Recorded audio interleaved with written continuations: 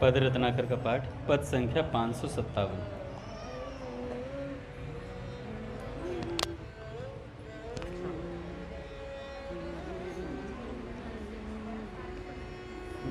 परम पूज्य श्री भाई जी बाबा की, श्री भाई जी बाबा की, श्री भाई जी बाबा की। राधा तुम सी तुम ही एक हो, नहीं कहीं भी उपमा।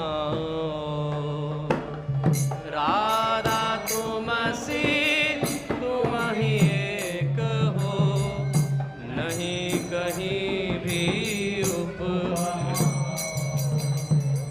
लहराता अत्यंत सुधारस सागर जिसका और ना छोड़। लहराता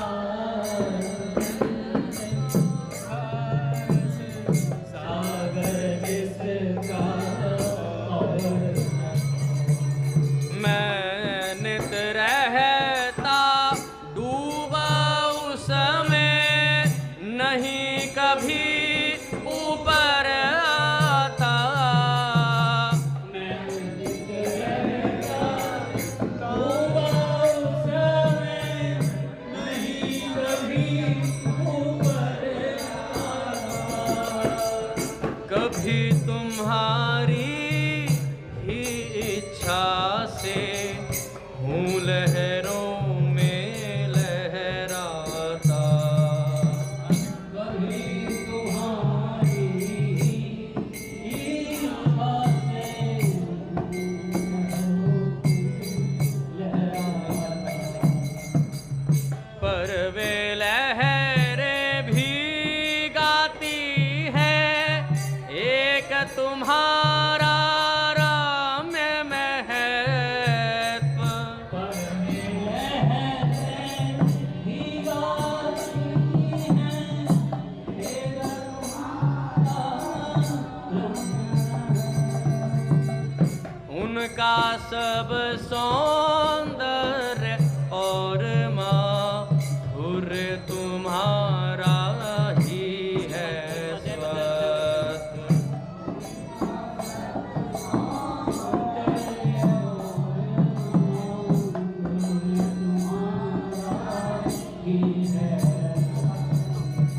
तो भी उनके बाह्य रूप में ही बस मैं हूँ लहराता। तो भी उनके बाह्य रूप में ही बस मैं हूँ लहराता। केवल तुम्हें सुखी करने को सहज कभी ऊपर आता। केवल तुम्हें सुखी करने को सहज कभी ऊपर आता। एक छत्र स्वामिनी तुम मेरी अनुकंपा अति बरसाती। एक छात्र स्वामिनी तुम मेरी अनुकंपा अति बरसाती। रख कर सदा मुझे सन्निधि में जीवन के क्षण सरसाती। रख कर सदा मुझे सन्निधि में जीवन के क्षण सरसाती। अमित नेत्र से गुण दर्शन कर सदा सराह ही करती।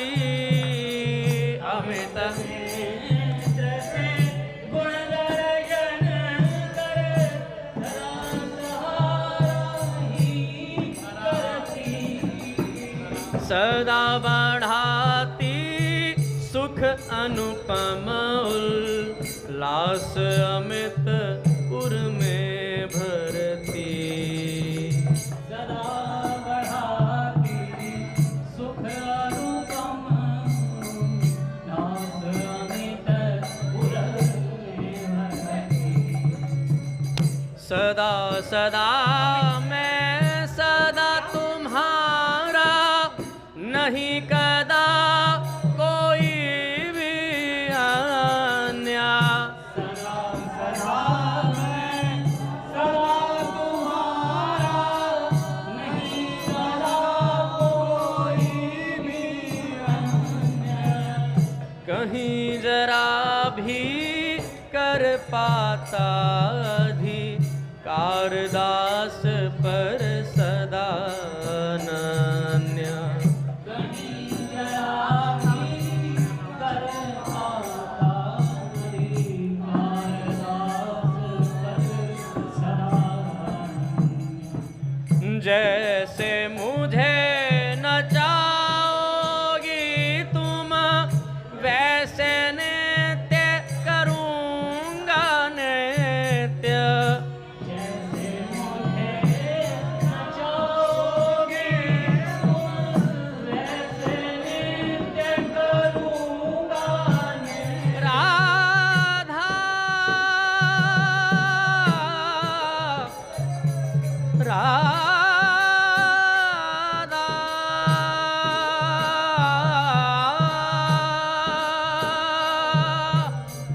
जैसे मुझे नचाओगी तुम, वैसे नित्य करूँगा नित्य।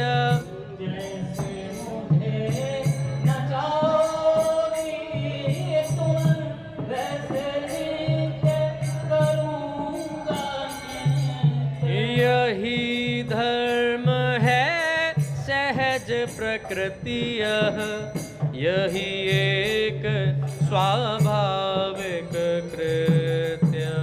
यही धर्म है सहज प्रकृति, यही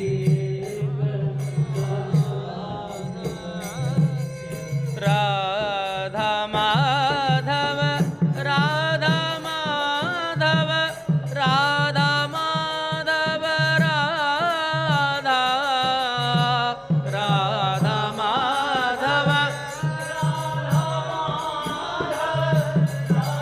माधव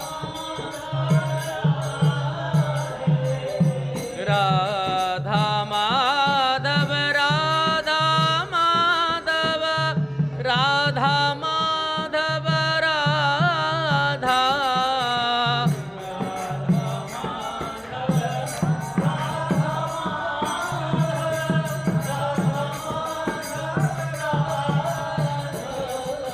राधा माधव राधा राधा माधव राधा माधव राधा राधा माधव राधा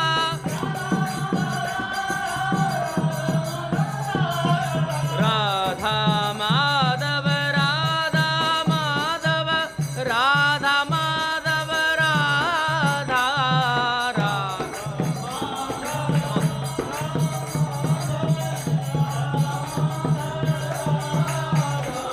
ओ राधा माधव राधा राधा माधव राधा ओ राधा माधव राधा राधा माधव राधा राधा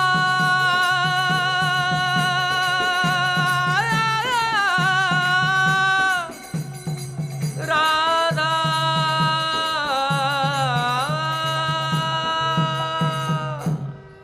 भाई जी बाबा की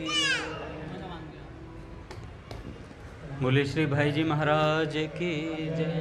पूज्य श्री राधा बाबा की जय। पूज्य मैया की जय। अपने प्यारे भैया की जय। पूज्य दादा की जय। भक्तवत्सल भगवान की जय।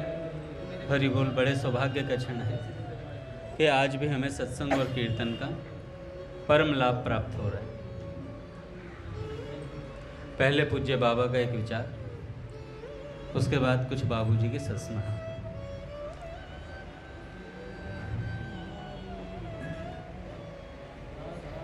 बाबा कहते हैं,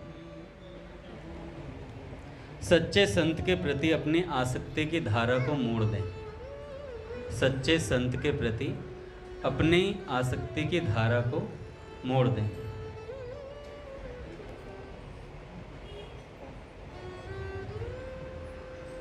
बाबा कहते हैं, असली संत की कोई बाहरी पहचान नहीं होती, किंतु जो सच्ची अभिलाषा लेकर भगवान की ओर बढ़ना चाहता है, उसे भगवान असली संत के पास पहुंचा ही देते हैं। स्वयं भगवान ही संत बनकर उसके जीवन की नाव पार लगाने आ जाते हैं। अच्छा, धोखा मनुष्य को वहीं होता है, और इस कारण से ही होता है जहां अपना अहंकार लेकर मनुष्य चलता है और उनसे अपने मन की इच्छाओं की पूर्ति कराना चाहता है। इसका सीधा अर्थ यह है कि उसमें भगवान की प्राप्ति की सच्ची अभिलाषा नहीं है, क्योंकि भगवान को प्राप्त करने की अनन्य तथा सच्ची लालसा का उदय होते ही तत्क्षण अन्य कोई भी कामना जागतिक पदार्थ की उपलब्धि की रंच मात्र भी इच्छा रह ही नहीं जाएगी, और न अपनी विद्या बुद्धि पर तथा अपने अंदर अच्छेपन का गर्व ही रहेगा। धोखा कब होता है साधक के साथ? जब वो अपनी इच्छाओं की पूर्ति संत से चाहता है तो धोखा हो जाता है, क्योंकि उसके मन में इच्छाएं बहुत होती हैं, विषय वासनाएं, इतनी चीज़ें लेकर वो चलता है संत के पास। फिर उसके साथ धोखा होता है, क्योंकि जो संत से सच्चा लाभ मिलना चाहिए था वो उसे मिल नहीं पाता।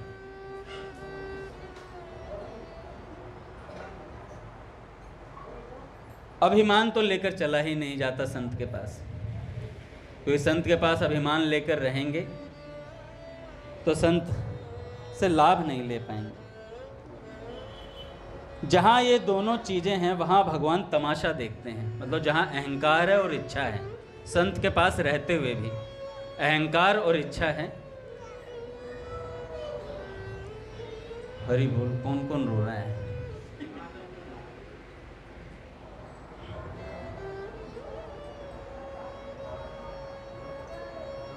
तो बाबा कहते हैं, भैया जहां ये दोनों चीजें हैं वहां भगवान तमाशा देखते हैं, अन्यथा प्रथम तो उसे ले ही नहीं जाएंगे जहां वह माया के प्रवाह में फिर पड़ सकता है, और तो क्या इसके लिए नवीन प्रारब्ध तक का निर्माण हो जाता है। इससे भगवत कृपा जनित प्रारब्ध कहते हैं। अच्छा, कईयों ने देखा होगा किसी के प्रारब्ध में कुछ चीज नहीं होती पर संत कृपा से वो हो जाती है। ये संतों की विलक्षण कृपा है। एक दिलीप जी हुए बाबूजी के परिकर, उनके प्राण निकल गए थे, उनकी पत्नी आई बाबा के पास और प्राणों की रक्षा करी बाबा ने। बाबूजी के 20 साल दे दिए, बाबूजी की उम्र के 20 साल दे दिए।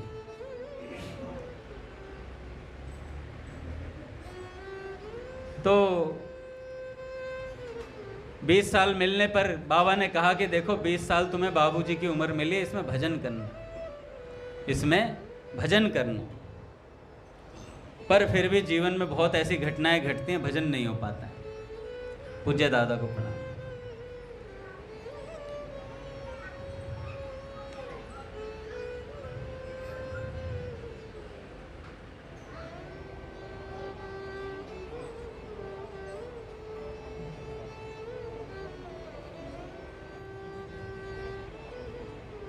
पीछे ले जाऊंगा। दादा बाबा की बात बता रहा था। बाबा कहते हैं कई बार ऐसा होता है कि कुछ चीज प्रारब्ध में नहीं होती, पर संत की कृपा से वो प्रारब्ध में हमारा नया लिखा जाता है विधान।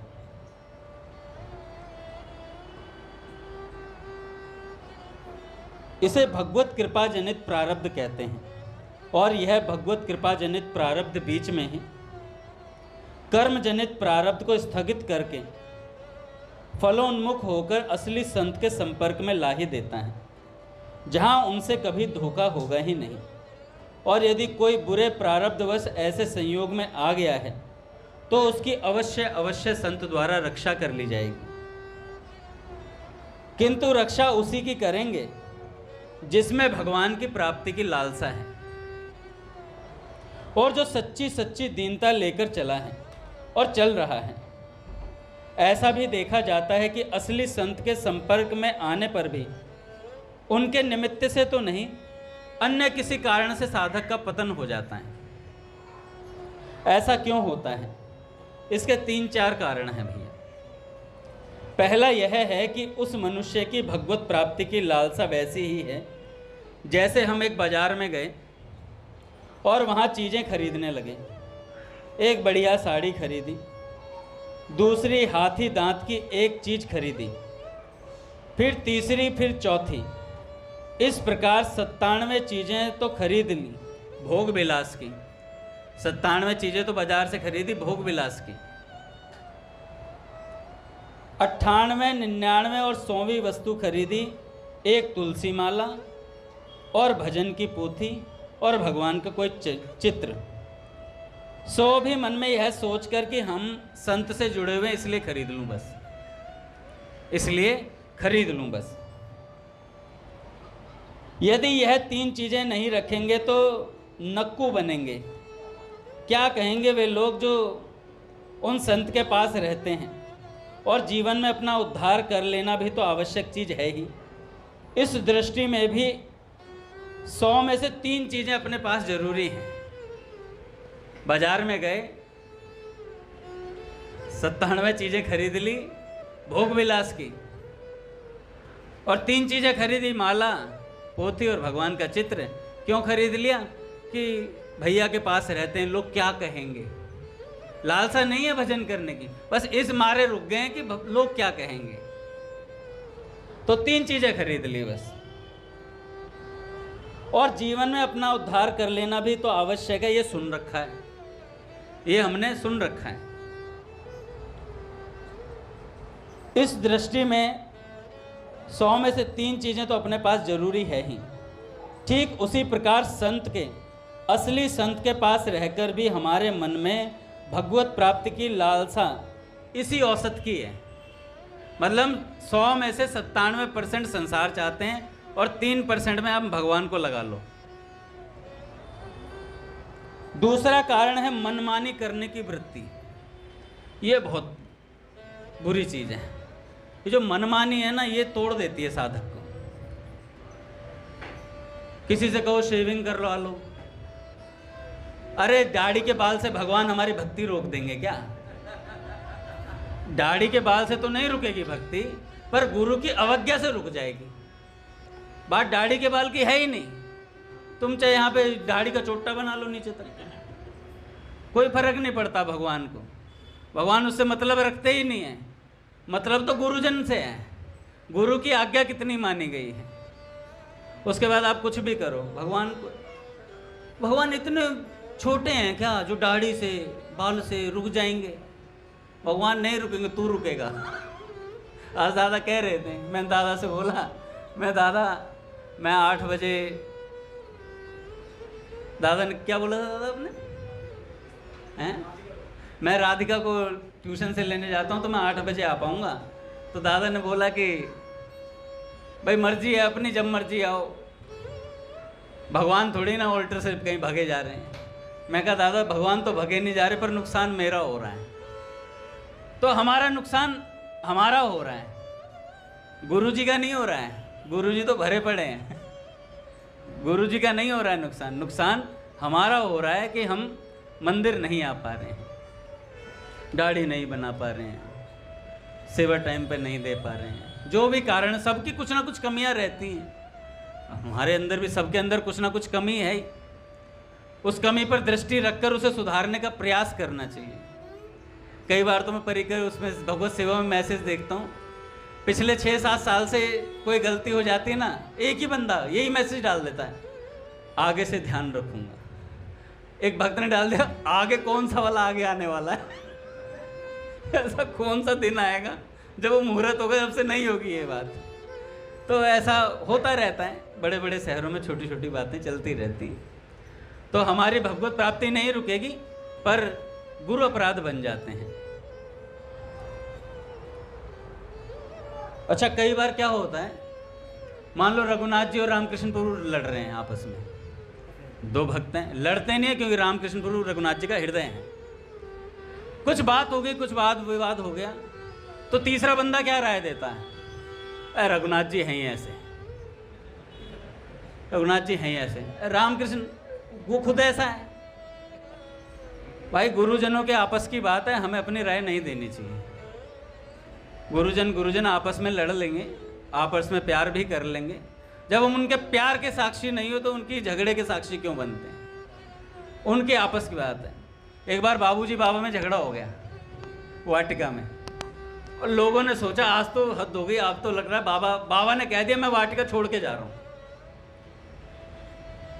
बाबा ने इतनी बड़ी बात बोल दी, बाबूजी ने कहा जाओ, बाबूजी ने कहा जाओ। जैसे ही चलने लगे तो बाबूजी ने बाबा से कहा प्रसाद तो पाके जाओगे? बाबा से कहा प्रसाद तो पाके जाओगे? कह रहे हाँ, माँ के हाथ का प्रसाद तो पाऊंगा ही। और ऊपर तक चढ़े और इतनी देर में ऊपर तक पहुंचते पहुंचते बाबूजी ने एक पर्ची लिख ली। उस पर्ची में कुछ लिखा, और उसमें लिखा, क्या लिख दिया, जय जय जय हनुमान गोसाई कृपा करूं गुरुदेव की नाई। ये लिख करके बाबा को दे दिया। अब इतनी बात सुनते ही बाबा दिल पिघल गया, बाबा ने कैंसिल कर दिया जाना। फिर नीचे तो लड़ रहे थे, ऐसे लड़ रहे थे जीवन भर कभी मुंह नहीं देखेंगे। और भैया प्रसाद पाने के बाद फिर ऐसे नीचे सीढ़ियों से उतरते हुए आए जैसे कुछ हुआ ही नहीं था।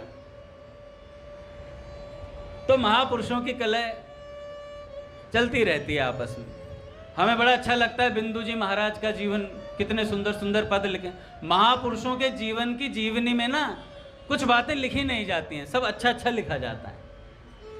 कितना उनका जो कष्ट था वो नहीं लिखा जाएगा, उनकी कोई बात थी वो नहीं लिखी जाएगी, सब अच्छा अच्छा जीवन का दिखाया जाता है।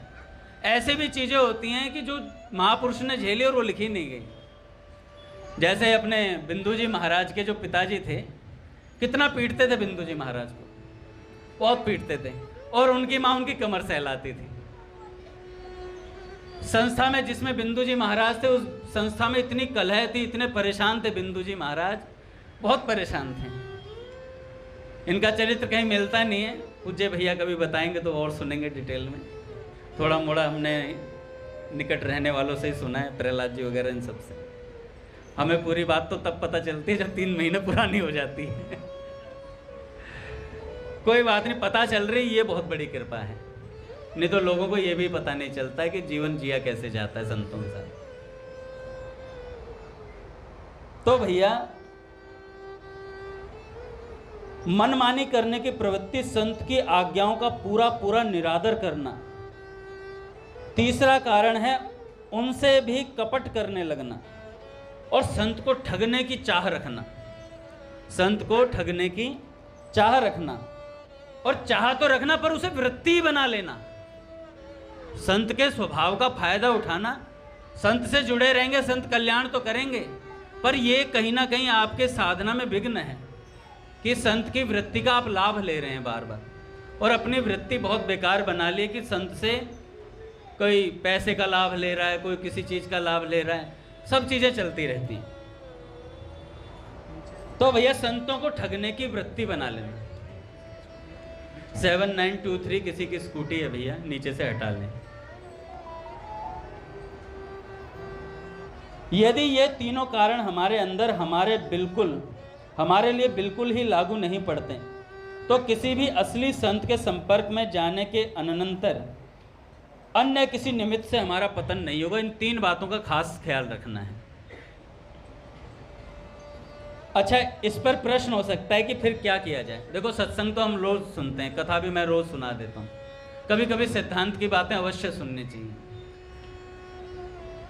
जब सिद्धांत की बातें सुनते सुनते वृक्ष का तना मोटा हो जाता है ना, तो उस वृक्ष के चारों तरफ जो लोहे की बेड़ी होती है ना, वो तोड़ के निकलता है। फिर प्रेम का प्रवाह बह करके निकलता है, असली प्रेम फूटता है फिर। इसलिए सिद्धांतों के बारे में साधक को रहना ही चाहिए। कई बार क्या होता है, हम डबल मीनिंग बात भी कर देते हैं साधक साधक में आपस में। कहता हम तो सिद्ध हैं, हमारे पर कुछ असर पड़ता नहीं है। भैया नहीं बोला काजर की कोठरी में कितनों ही सयान हो जाए, एक लीक काजर की लागी है वही लागी है। तो थोड़ी देर के लिए तो चित्त को मलिन करते ही है। आप कितने ही बढ़िया साधक हो, कितने बड़े सिद्ध हो, आपकी चित्त की वृत्ति को मलिन करेगी ही करेगी वो गंदी बात। तो बाबा कहते हैं इस पर प्रश्न हो सकता है कि फिर क्या किया जाए। तो इसका उत्तर है संत का निरंतर संग करें, अगर इन 3 बातों से बचना है तो। सच्चे अर्थ में संत का ही अवश्य संग करें। संग का अर्थ होता है संत में आसक्ति। संग का क्या अर्थ होता है? संत में आसक्ति हो जाए हमारी, हम किसी सच्चे संत के प्रति आसक्ति कर लें। असली संत किसे माना जाए? संसार में जिस व्यक्ति में हमें दैवी संपदा से अधिक गुण अभिव्यक्त दिखें, विकसित दिखें, तथा जिनके संग से हमारे अंदर दैवी संपदा के गुण विशेष रूप से बढ़ने लगे, उसे संत मान लें। उन्हीं को हम असली संत मान लें और उनकी शरण में जाकर उनके प्रति ही अपनी आसक्ति की धारा को मोड़ दें। किंतु मोड़ सकेंगे तभी जब हम अपने जीवन को इस सांचे में ढालने के लिए प्रस्तुत हों। कौन से सांचे में? पहला पॉइंट सुने। अपनी जान में भगवत प्राप्ति की लालसा के अतिरिक्त अन्य संपूर्ण सांसारिक कामनाओं को सर्वथा विसर्जित करने की पूरी तैयारी कर लें। दूसरा, इस प्रयास में असफल होने पर उनसे कहें, चाहे वह कामना कैसी भी हो, केवल संत से कहें उस कामना को। लाज संकोच छोड़कर बता दें संत को, किंतु उन्हें बाध्य करने की भूल ना करें। अपनी बात बता दी, वे जाने, उनका काम जाने भी। फिर उस कामना के लिए किसी दूसरे के आगे हाथ ना पसारें। अपने निज गुरु सदगुरु से बात कह दी, संत जाने, अपने आप करेंगे संत गुरुदेव। दूसरे के आगे हाथ नहीं फैलाना है। मनमानी चेष्टा को छोड़ना है साधक को, चाहे वो सकारात्मक हो चाहे वो व्यवहारिक हो। बिल्कुल ना करें, जो काम करें उनसे पूछ करके करें। फिर कहा, उनसे कभी भी स्वप्न में भी, जागृत की तो बात ही क्या, कोई सा भी तनिक सा भी कपट ना करें संत से। एक बात और याद रखनी चाहिए, बाबा कहते हैं असली संत पागल कुत्ते की तरह होते हैं। असली संत पागल कुत्ते की तरह होते हैं। पागल कुत्ते के काटने पर उसके विष का असर तुरंत नहीं होता, उसके लिए कुछ समय अपेक्षित होता है। वैसे ही यदि तनिक सी भी श्रद्धा लेकर कभी भी एक बार भी हम उनके दृष्टि पथ में आ गए हैं, तो उन्होंने भी अपनी अहेतु की कृपा से परिपूर्ण आंख रूपी दांतों को गड़ा दिया है। हमारे तन में, इंद्रियों में, मन में, बुद्धि में पागल कुत्ते का काटा हुआ व्यक्ति कालांतर में कुत्ते की भांति भौं भौं करने लगता है। यहां तो इसका इलाज भी संभव होता है, किंतु असली संत की आंखों से निकलकर कृपा भरे दांत अगर साधक को छू गए तो वह देर सवेर संत बनकर ही रहेगा। देर सवेर वो संत बनकर ही रहेगा। ये पूज्य बाबा की बात। एक संत हुए गुरु छोना जी। एक संत हुए गुरु छोना। 10 मिनट में कंप्लीट करूंगा। भैया आ रहे हैं ना? ठीक। भैया ध्यान से सुने एकदम। रघुनाथ जी आप बहुत डिस्टर्ब हो जाते हो। मैं कह रहा हूं आप आगे आ जाओ पिलर के पास। सच बता रहा हूं मैं, बहुत डिस्टर्ब रहते हैं। कभी इधर कभी उधर कभी। यहाँ आ जाओ गोपाल के पिलर के पास, यही कुर्सी रख लिया करो। मत दिखने दो, वो देखना भी नहीं चाहते। आ जाओ। सुनिए महाराज संत का चरित्र, गुरु छोना जी। पीछे वाले मेरी भुंडी सी शकल क्यों देखेंगे भाई? एक दिन श्री चरणदास जी महाराज, गुरु छोना भक्त का चरित्र है, बड़ा सुंदर चरित्र है। सुंदर ना भी हो तो सुंदर लगना चाहिए, क्योंकि भक्त का चरित्र है। एक दिन श्री चरणदास जी महाराज शुक्ल संप्रदाय के जो महंत हुए हैं, दिल्ली में यमुना किनारे भक्तों को सत्संग दे रहे थे। उसी समय एक घोड़े पर एक व्यक्ति आया, ध्यान से सुनिएगा। बहुत सुंदर रूपवान किशोर व्यक्ति था। उसके साथी घुड़सवार वेशभूषा और रूप रंग से बड़े सुंदर थे। वो लग रहा था कि ये कोई राजकुमार है, ऐसा व्यक्ति था। चरणदास जी महाराज सत्संग कर रहे थे और व्यक्ति घोड़े पर निकला। मुखारविंद की दीप्ति, नेत्रों का तेज और दृष्टि भंगिमा से लगता था कि कोई देवता है। उसने सहसा चरणदास जी का ध्यान आकर्षित कर लिया। चरणदास जी सत्संग कर रहे थे। उन्हें अपनी दिव्य दृष्टि से उसमें छिपे एक उच्च संस्कार संपन्न अपने ही एक छोना की झलक दिखलाई दी और पहचानने में देर न लगी। छोना मतलब अपने ही शिष्य की, अपने किसी प्यारे की। उसके दैवी संस्कार को उद्बुद्ध करने के लिए उन्होंने, चरणदास जी ने क्या बोला, घुड़सवार को क्या बोला, उस किशोर नौजवान को क्या बोला, महल तो बहुत सुंदर है पर है बिना दीपक का। महल तो बहुत सुंदर है पर है बिना दीपक का। किस रूप तो बहुत सुंदर है पर भीतर ज्ञान की ज्योति नहीं है। अच्छा, ये शब्द किशोर के कान में पड़ते ही एकदम दिल पर लगे उसके। कहा कि सुंदरता की तारीफ तो कर रहे हैं पर एक कटाक्ष भी है भीतर कि महल तो बहुत सुंदर है पर उजाला नहीं है भीतर। वह घोड़े से उतर पड़ा, दंडवत प्रणाम कर उनके सामने बैठ गया। फिर विनम्रता पूर्वक बोला, महाराज मैं नहीं समझा दीपक से आपका क्या आशय है, कृपा करके बताएं कि दीपक क्या है। दीनबंधु प्रभु नहीं, प्रहलाद जी कह रहे हैं दीनबंधु प्रभु क्या।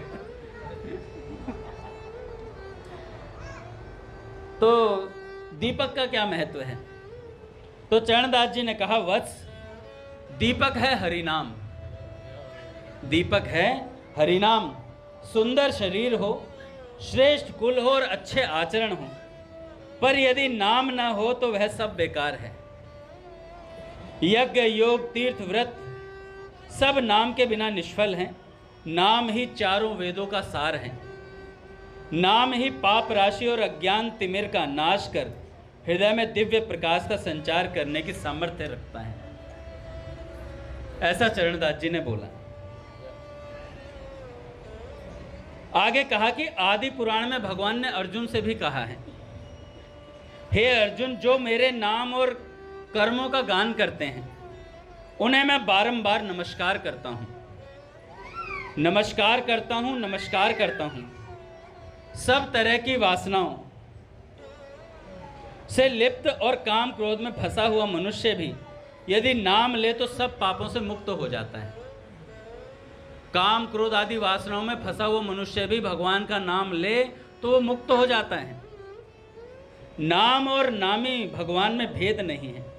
नाम ही भगवान है, इसलिए नाम ही जीवन का सार है। नाम का सर्वत्र प्रसार है।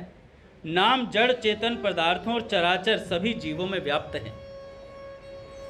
एक बार क्या हुआ, एक गुरुजी जा रहे थे और उनका चेला साइकिल पे जा रहा था।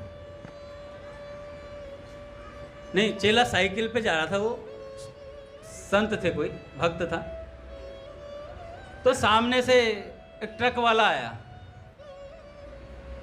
साइकिल वाला बीचों बीच चल रहा था। तो ट्रक वाले ने कहा, ओए एक तरफ हो जा।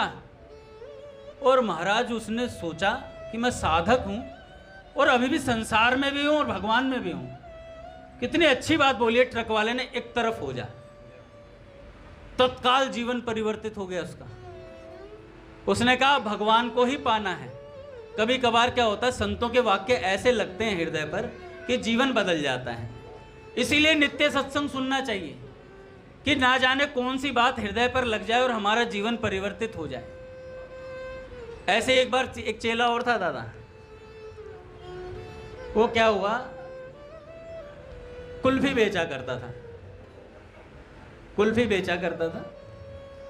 एक दिन कुल्फी बेच रहा था, गुरुजी सामने से आ रहे थे, कह रहा कुल्फी ले लो, कुल्फी ले लो। गुरुजी ने देख लिया, गुरुजी ने कहा अबे बैल ही बना रहेगा या भजन भी करेगा? कह रहे गुरुजी क्या मतलब?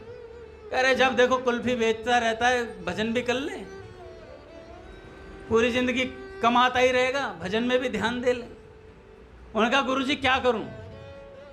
कह रहे भजन करने वाले को ये नहीं बताना पड़ता कि क्या करें, सत्संग तूने सुना है तो समझदार तू है ही। इतनी बात बोली और महाराज वो गया साइकिल बेचे आया, कुल्फी की ठेली अपने बेचे और पैसे ले आया, पैसे ले आया साइकिल के बदले। आके कह रहा गुरुजी इस पैसे से भजन करेंगे। गुरुजी ने कहा अभी भी बात समझ नहीं आ रही है बेटा, भजन पैसों से नहीं होता है, भजन होता है लगन से। भगवान मिलते हैं लौल्य से, लालसा होनी चाहिए। इन पैसों से भजन होता तो कोई भी कर लेता, करोड़पति लोग, अंबानी घूम रहा है, वो तो माला ही माला फेरता फिरता, नहीं होता। एक भक्त से मैंने कई दिन पहले बोला दादा, मैं कहा भाई तुम बाहर ही रहते हो, सत्संग भजन भी कर लिया करो। कहता गुरुजी आपको पता नहीं है, बिना पैसे के भजन नहीं होता है। आपको होता भैया की कथाओं में पैसा लगता है। मैंने कहा अच्छा। मैं कहा मेरे को तो लग रहा फ्री में हो रही है, लगा फ्री में हो रही है, पैसा लगता। कमा भाई कमा, यार लोगों को जोड़ना पड़ता है। मैं कहा लोगों को जोड़ तू नहीं रहा है, लोग अपने आप जुड़ते हैं। संत जिसे चुन लेते हैं, संत अपने आप खींच लेते हैं, दूर से ही खिंचाव हो जाता है, चाहे वो कहीं बैठा हो। तो पैसों से भजन नहीं होता है, लगन होती है तो सब व्यवस्था होती है। पूज्य मलुक पीठ सरकार कह रहे हैं हमारे गुरुदेव का उत्सव करने के लिए हमारे पास पैसा नहीं था। जब प्रथम हुआ था तो कहने लगे लेकिन हमने गुरुदेव का उत्सव करना था, तो अपने आप सारी व्यवस्था बनी। जैसे अपने विनीत भैया ने उस दिन सुनाया ना प्रसंग, भगवान के भरोसे था तो उस गंगा जी ने सारी व्यवस्था कर दी, सारा महाराज योगक्षेम वहन कर दिया। तो संतों की बातें कभी कभी चित्त पर लग जाती हैं और लगनी भी चाहिए। नहीं लग रही है तो इसका मतलब बहुत तगड़ा आवरण हमने वो बुलेट प्रूफ जैकेट पहना हुआ है, मतलब सत्संग प्रूफ जैकेट पहना हुआ है जो सत्संग हृदय तक पहुंचने नहीं दे रहा है। पीयूष प्रभु खिला लेना। नाम और नामे भगवान में भेद नहीं है, नाम ही भगवान है, इसलिए नाम ही सार है। प्रहलाद जी, उस बालक का ध्यान नाम के महात्म पर गया जब चरणदास जी ने नाम की महिमा बताई। पर जब चरणदास जी ने कहा नाम चराचर सभी जीवों में व्याप्त है, तब उस किशोर ने कहा कौतूहलवश, तो क्या मेरे घोड़े में भी भगवान का नाम है? तो क्या मेरे घोड़े में भी भगवान का नाम है? चरणदास जी ने उत्तर दिया अवश्य है। उस बालक का कौतूहल और बढ़ गया। उसने कहा कि महाराज क्या आप मेरे घोड़े से नाम कहलवा सकते हैं? यदि आप ऐसा कर सके तब मैं समझूं कि नाम की कुछ महिमा है और ये चराचर जगत में विद्यमान है। चरणदास जी ने तब घोड़े पर कृपा दृष्टि डालते हुए कहा, बेटा घोड़े, भगवान आ रहे हैं। जय जय श्री राधे, जय नंद नंद